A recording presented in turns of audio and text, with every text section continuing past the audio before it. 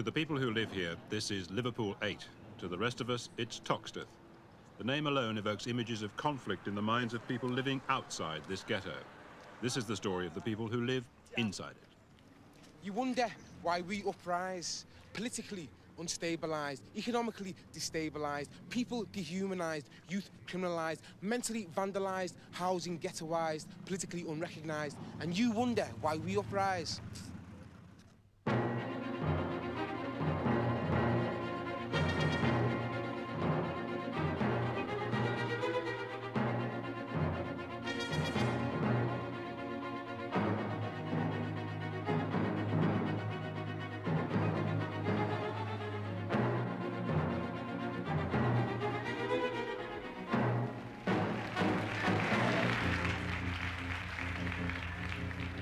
Leroy Cooper is the self-appointed poet of Liverpool 8. 4 years ago, he was involved in a fight with police, a fight which sparked off the huge riots of 1981. We're the first generation after our mother and fathers came here from Jamaica or the West Indies or Africa, and they came with a different idea, different attitude. And I wasn't even born here, but I've been brought up here like 23 years of my life. And I've been educated in British schools. And my outlook on life is a bit different from my parents. I won't accept some of the grin and bear it attitudes of older generations before. And I know I'll speak for people, other young people as well. Getting ready to talk about the ghetto right from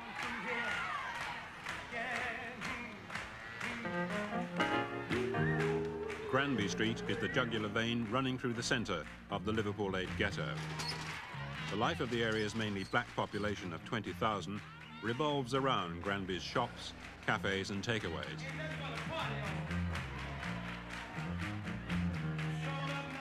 It also has a less enviable reputation. In this autumn's riots, it was once again in the front line of clashes with the police.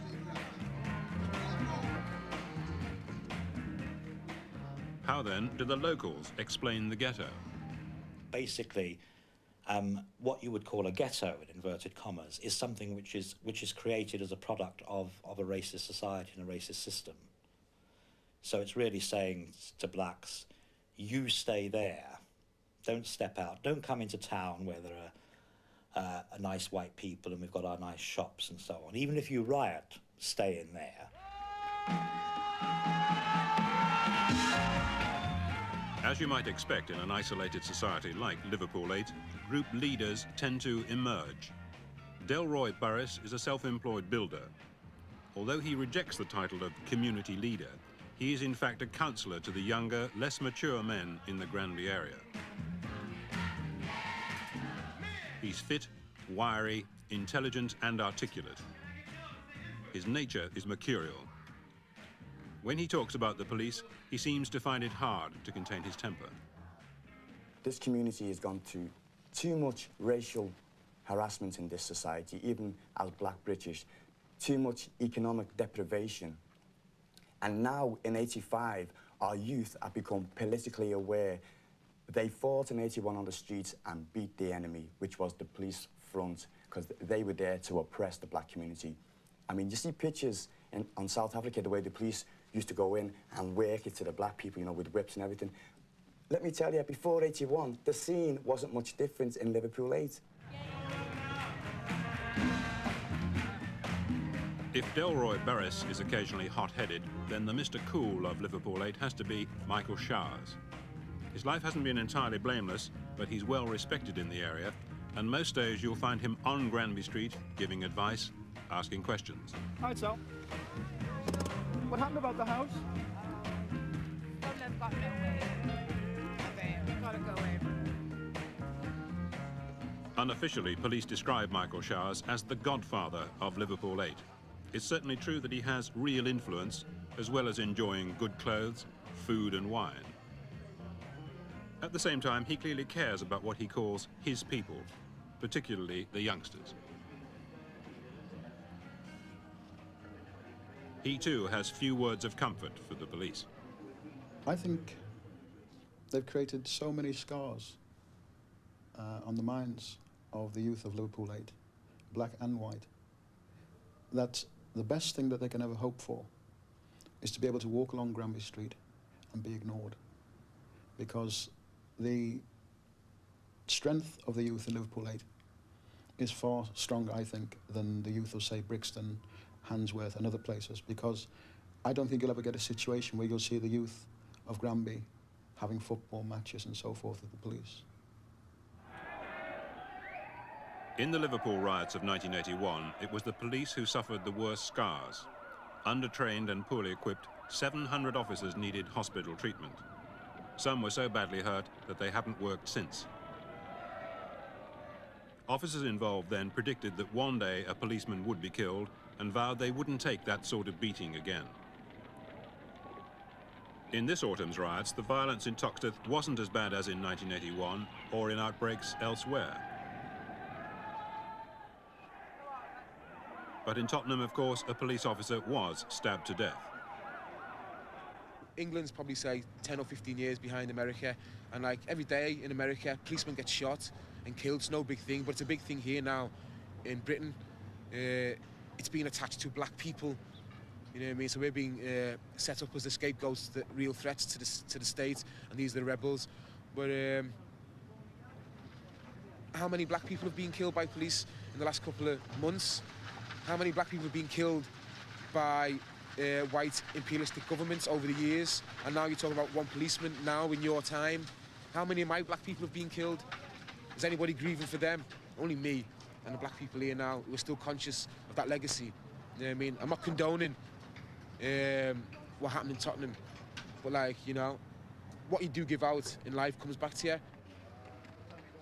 The Granby Street area is different in many ways from other immigrant inner-city ghettos. Firstly, the black community's been settled here for several generations. What sometimes confuses outsiders even further is that many people here are of mixed race, but always called black. Madam, thank you. Whatever the colour, this seems to be a genuinely caring society with no internal racial tension. We just look upon ourselves as individuals, running or working, whatever you want to say, in Granby, and trying to make a good living and living together. And I haven't found any difficulties whatsoever or any obstacles in my way. Hello from Toxteth, say the cheery smiles. Hello from Toxteth, say the sparkling eyes. Come to dinner, come to tea. We're not cannibals, can you see? We're not muggers, can you see? We're not drug pushers, can you see? We're not rioters, can you see? We come from Toxteth, can you see? The daily papers, they lie daily, can you see? You can see. Come on, lad. Education, or lack of it, we're constantly told, is one of the main causes of resentment among black youngsters. In Liverpool, about 9,000 children are being educated in rundown areas. The children who go to the Granby Street Primary School are comparatively lucky. The building is old, but the teachers are dedicated and the pupils disciplined and keen.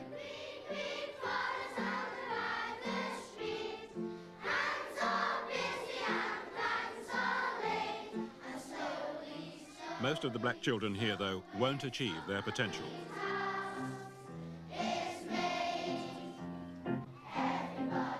Education officials say that part of the reason is that many black youngsters and their parents expect to achieve less, and this becomes a self-fulfilling prophecy.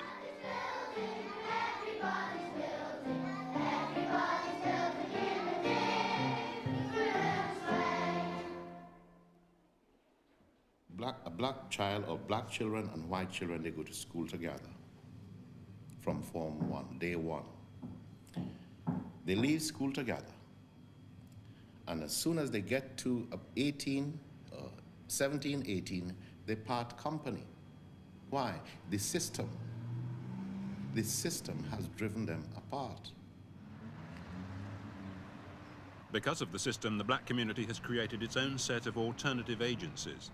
For example, in houses once occupied by wealthy Liverpool merchants, they now have their own employment bureau. They feel they'll have no success in competing with the thousands of white unemployed on Merseyside. Okay. These people have been persuaded to apply for junior bank jobs paying £60 a week before tax. It's nothing new to them. They've each applied for 20 similar jobs before, without success. 90% of blacks in this area are unemployed. Yet it's unusual to see a black face working in one of the city centre stores in Liverpool. Because there's so much white unemployment in Liverpool, it's claimed that the much greater problems of the black community are brushed aside. Yes. I think it's very important that we champion the cause more effectively and positively, because I don't think white people who are in positions of power do take notice to the problems of black unemployment. And if we take, for instance, the City Council, the largest public employer and the largest employer on Merseyside, 31,000 people they employ, yet there's only 280 odd black people working for them. You take the County Council, 15,000 employees, less than 20 people, black people working for them. Liverpool Area Health Authority, 15,000 again, less than 300 to 400 black people there. We look at the private sector, eight of the largest companies there, and you've got something like 3,000 or more people working there, and you've got less than 12 black people working within them. In the same crumbling terrace, the Liverpool 8 Law Centre, set up after the riots of 4 years ago. It lives from hand to mouth on contributions from trusts and large companies. The staff here try to diffuse potential trouble by taking up legitimate complaints by members of the black community. The centre was founded with the help of the Bishop of Liverpool. I can put it very simply that people who have felt so excluded from the life of this city, so that we know that there is no black barrister, black solicitor or solicitor's clerk in Liverpool, even though there's been a black community for well over 100 years. There's no black councillor. The notion that the law could be a friend is actually a very important point, and that people could begin to say, yes, we can use the law, peaceful means, to tackle issues about housing or employment or whatever may be. Today, we are here in Granby to evangelize the people here, Father, because Granby Street is known by Liverpool, is known to all Liverpool that is a troubled area. Most weeks, less orthodox clergymen find their way onto Granby Street.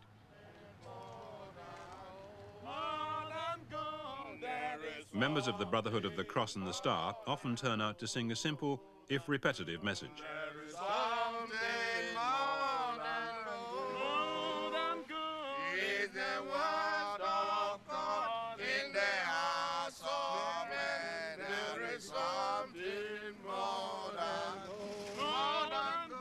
They believe, it seems, that Christ has already returned. Cynical passers-by remark that he hasn't been seen much on Granby Street lately.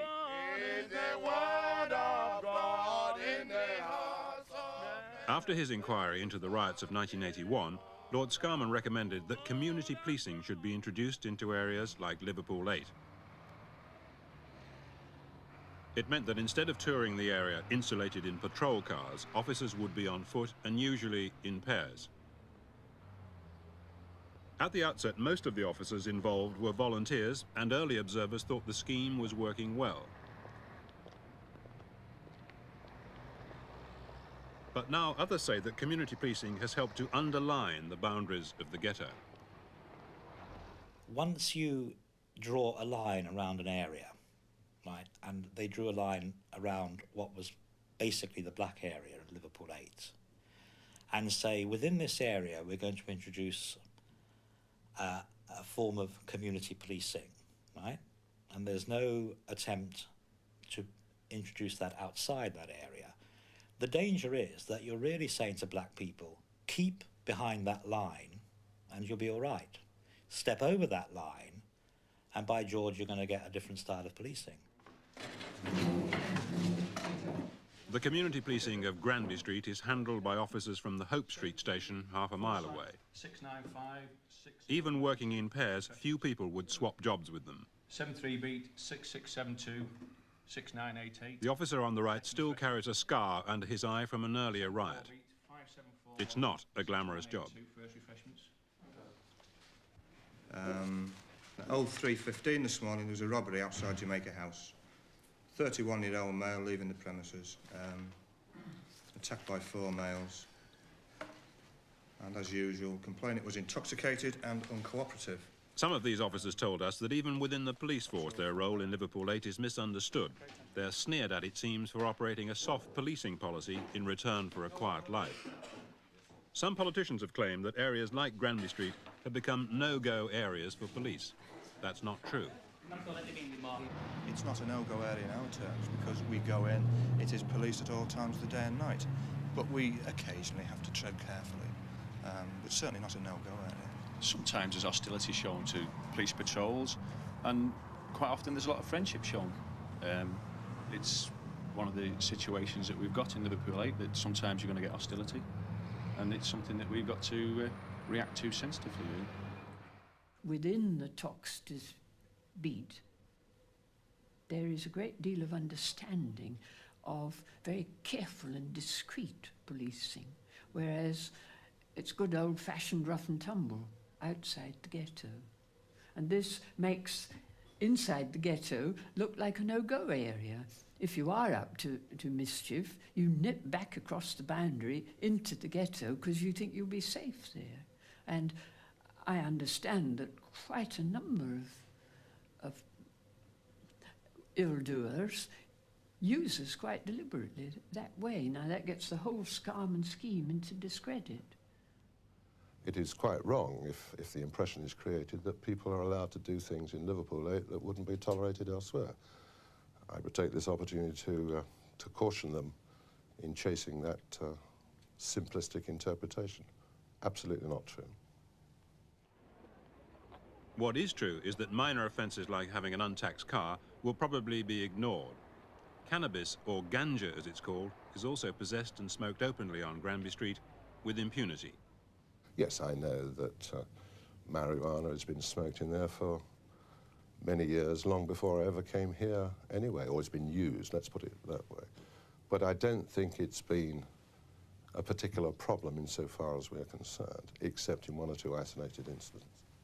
Does that mean that Liverpool 8 in certain matters is, if not a no-go area, a sort of blind eye area? No, that same principle applies right across the county. We made this quite clear some 2 years ago. I think we were virtually in the vanguard of our new approach to dealing with soft drug abuse, as it were, that we felt it better to deal with it by way of advice rather than prosecution. The writing on the wall is a message to outsiders. It means that while ganja, cannabis, is permitted by the community, heroin, or smack, certainly is not, and that offenders will be dealt with. No smack left means that no more heroin dealing will take place from this house in Toxteth.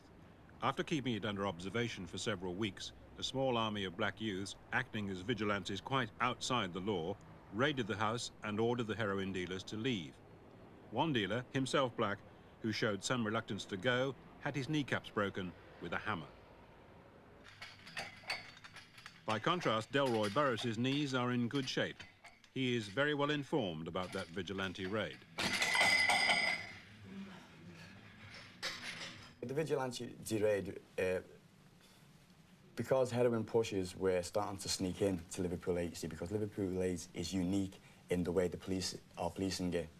So because these elements are getting pressure outside of this area, they started to think it would be safer if they moved into Liverpool 8 to sell their poison. Now, this area has 5 schools, junior schools in it, so obviously that type of stuff's not going to be tolerated in this community. And so people for weeks had been monitoring the main dealers, observing who goes and who didn't go, and actually getting 1 or 2 junkies to actually score and bring it back to show them so they'd know that these people were the right people. Then they decided it was time to strike, and about 150 of them had met up on Granby Street, and they systematically attacked each house and drove the people out. What did they do to the drug dealers? One of them they eventually caught. He was hiding in his loft, and he denied any knowledge of it, but obviously the people who had raided his house had also observed previous nights people going there and scoring heroin. He was dragged out of the loft. I believe violence was applied to the person, and then he eventually took them, the vigilantes, to his main dealer, which was on Smithdown Road. They then had raided that house. There was a bit of a scuffle, I believe, and some people were hurt who were selling heroin, and they smashed up the flat and they left. And they did that systematically to another 2 houses. And did you play any part at all in organising those vigilante raids? No. Liverpool's early wealth as a seaport was based on the inhuman triangle of the slave trade, bringing slaves from Africa, then onto the New World. It's claimed by the black community that this history has left racism ingrained in the fabric of the city. It's not just Liverpool, it's the whole country built on black man's slavery. Black man's suffering built on social lies, and you wonder why we uprise. Worries and problems for the old slave town because they can't keep the black man down. They fought for freedom in 81, they fought to survive in 85. Worries and problems in the old slave town because they can't keep the black man down. Because since January or thereabouts of this year, there's been an increase in the type of gratuitous violence which the officers suffer. And they're catcalled, they're spat at, they're followed by quite large groups of youths. And it's rather an untenable sort of a situation. I think the one we can talk about is the stolen vehicle syndrome, where a car was stolen, it was driven into the area, and immediately the stolen car got in there and the police car followed it. The road was blocked off, and immediately at both ends, and the officers were stoned, the vehicle was stoned, and another car came up and rammed it, and we had in April of this year, we'd 4 officers quite badly injured by this tactic. Why, we just don't know. As summer approached, police nightly reports noted more incidents known as tension indicators. July the 27th, early hours of the morning, 3 police officers drive into Toxteth to help a customs officer whose motorbike has been stolen. All 3 injured when attacked by a gang of over 50 black youths. No arrests. August the 2nd, midday, a car used in a jewellery raid is driven into Toxteth. A police car in pursuit is badly stoned by black youths. The police car is ordered to abandon the chase. No arrests. August the 10th, a local Toxteth carnival invaded by black youths from Brixton develops into a fight in which knives are used. 1 black youth from London dies in hospital. This time there was an arrest in the early morning. Although no one realised it at the time, the fuse for the October riot had been lit.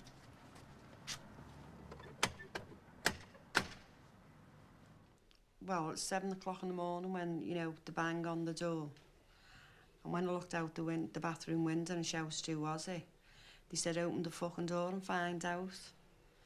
I came down the stairs, and when I opened the door, there was two uniformed policemen, and they just, you know, moved aside, and this big fella, plain clothes, asked for the people that lived here before. When I said you know, don't live here, he said, "Well, what's your name?" When I said Nichols, he said, "Right," he said, "we want your son, Stephen." Stephen Nichols had indeed been at the carnival and had a fresh cut on his left cheek.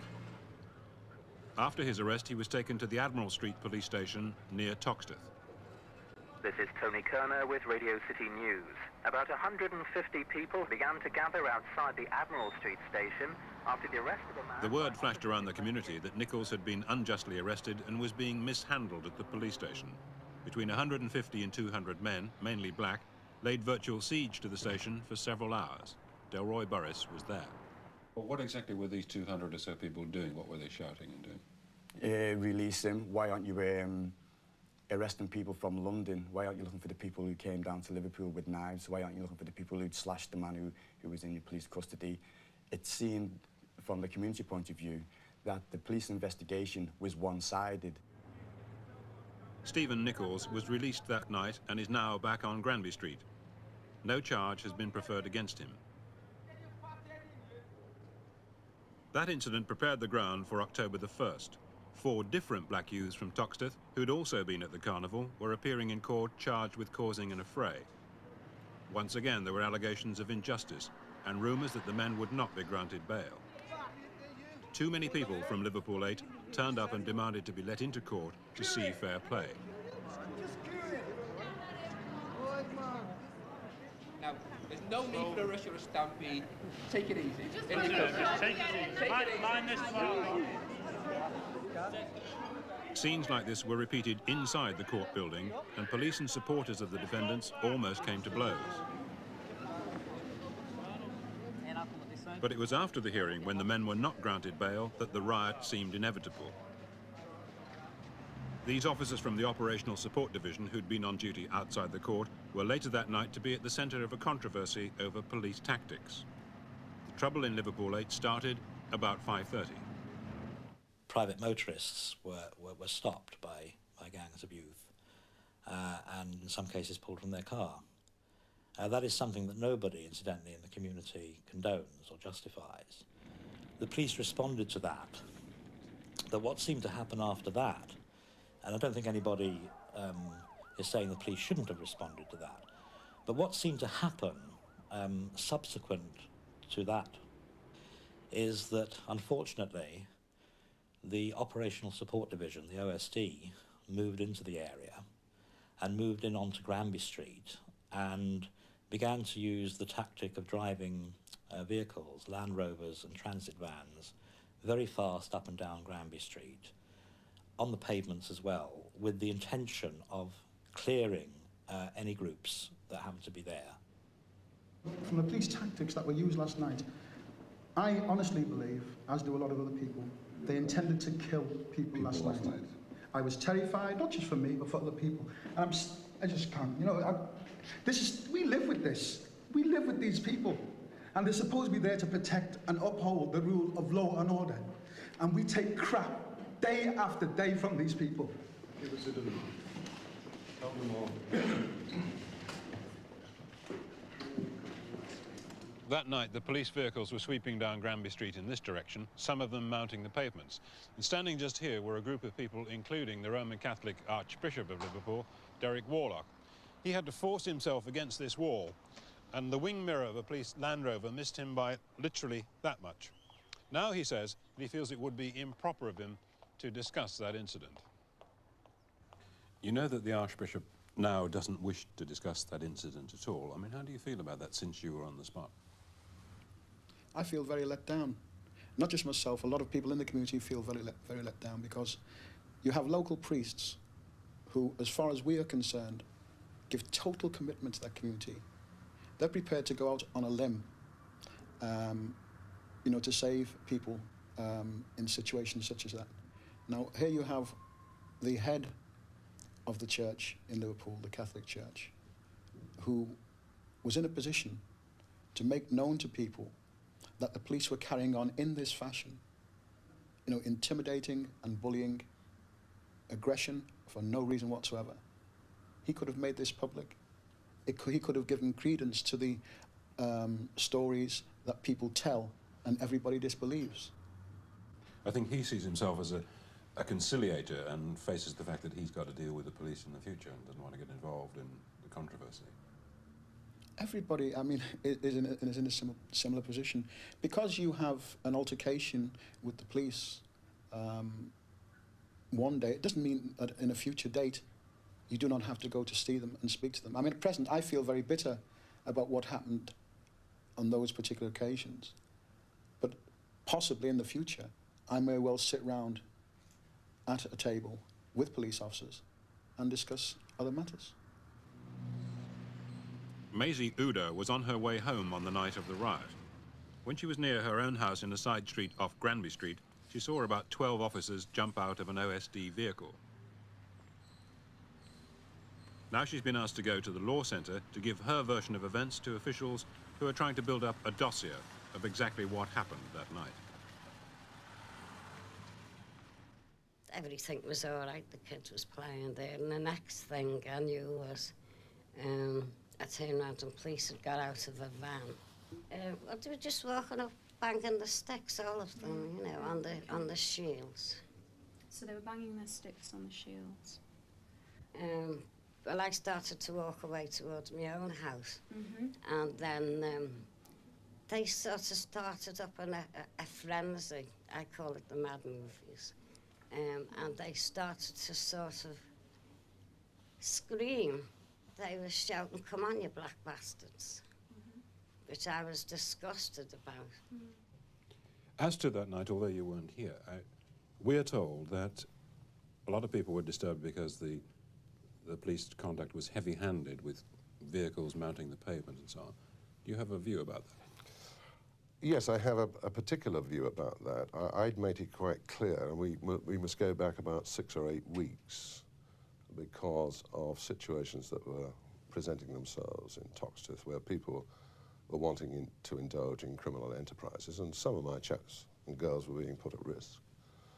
And there was some concern within the Federation, within the Police Federation.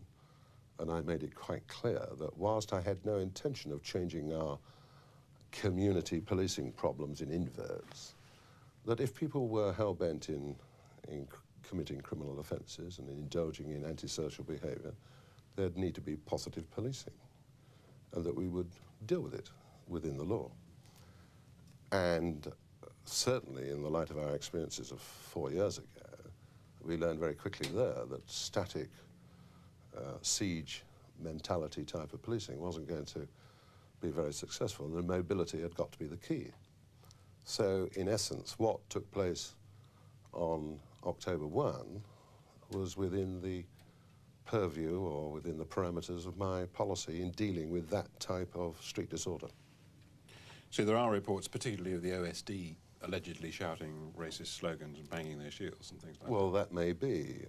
I don't know. I can neither deny or agree that it was so.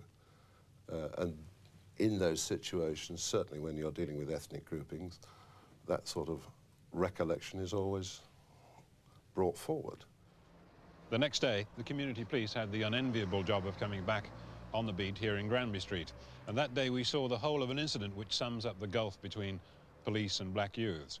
An officer was standing about here, arguing with the black lad, who eventually spat on the officer, hitting him about here. The policeman lost his temper and chased him off in that direction. Meanwhile, another officer came across here and either tripped himself or was tripped until he finished up on the floor here in the middle of the road.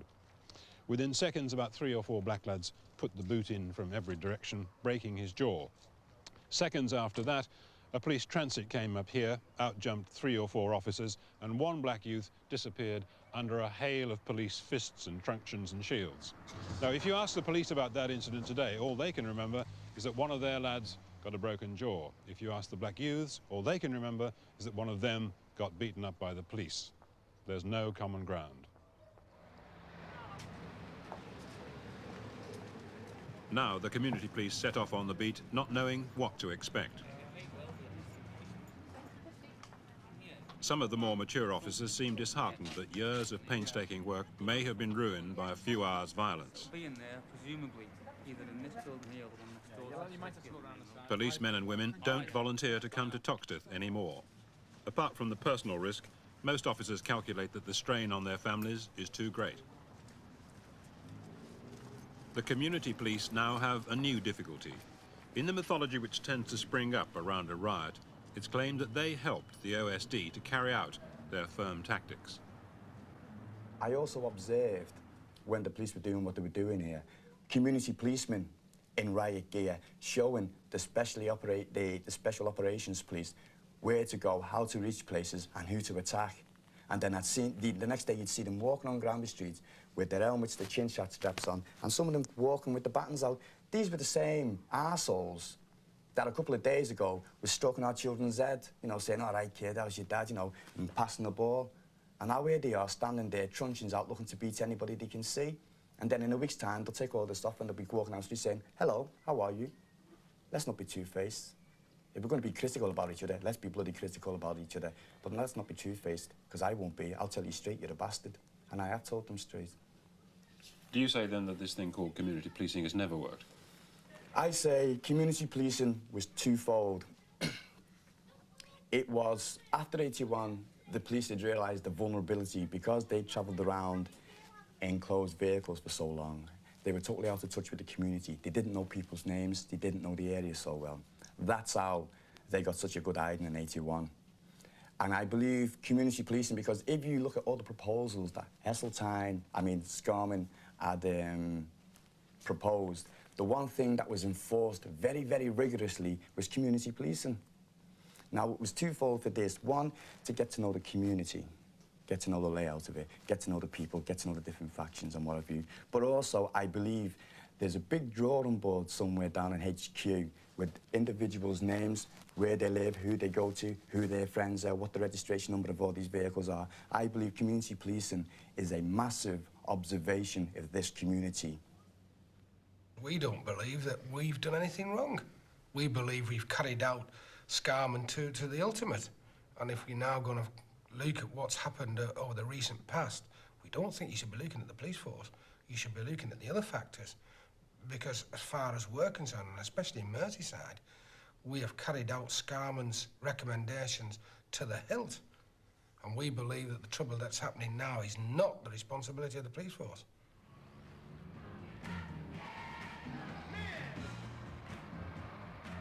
The ordinary people of Granby Street complain that they're never given credit for being considerate and thoughtful.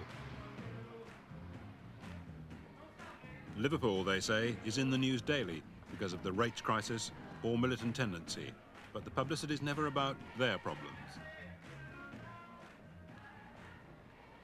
When Liverpool's domestic political problems have been solved and forgotten, those of Toxteth will remain. Mayday, mayday, the ship is sinking. Mayday, mayday, the pound is shrinking. Maggie's grinning, who's she kidding? Check it out, the ship is sinking. Now you reap what you sow, slave masters of my people, long ago. Now you reap what you sow, it's divine retribution, don't you know? I'm not laughing and I'm not sneering, I'm on your ship. That's why I'm fearing. Mayday, mayday, the ship is sinking. All hands on deck, all hands on deck. Your ship is sinking. If you have people with profound sense of injustice for economic, social, whatever reasons, and you send in the police to keep the lid on it without relieving the tension, then you are on the road to violence. And that's the pattern in Ulster, and the more the police are sent in, and I use it deliberately, they don't choose to go, they are sent in to sit on the lid of the dustbin. If the dustbin is blazing furiously, the only response is catastrophe. And therefore, logically, I see us on the way to Ulster. I think violence is going to be on the increase anyway, because of the economic crisis in this city and more businesses pull out of this city. You're eventually going to get territorial gangs, i.e. because of no employment, because there's nothing else to do. People are going to start claiming, well, this is my turf, and that's my turf, just like they have in the States. And you're going to actually have gangs controlling sections of territory, like Toxteth will be owned by one gang, Toxteth by another gang. You can see it's coming. And the politicians are totally turning a blind eye to reality. They're safe, you know, I mean, they go home to lovely houses, you know, nice suits. They spend 25, 30 pounds on a meal. Man, here, people are living on that for a week. And then you see these assholes on the television telling us how prosperous society is becoming. Their society, not ours. You asked me why there are riots. People don't tend to riot, I think, if they've got a lot of investment in the social system. You don't riot. I don't riot. We've got too much to lose. But the youngsters who are involved in riots, right, have nothing to lose, not even a future.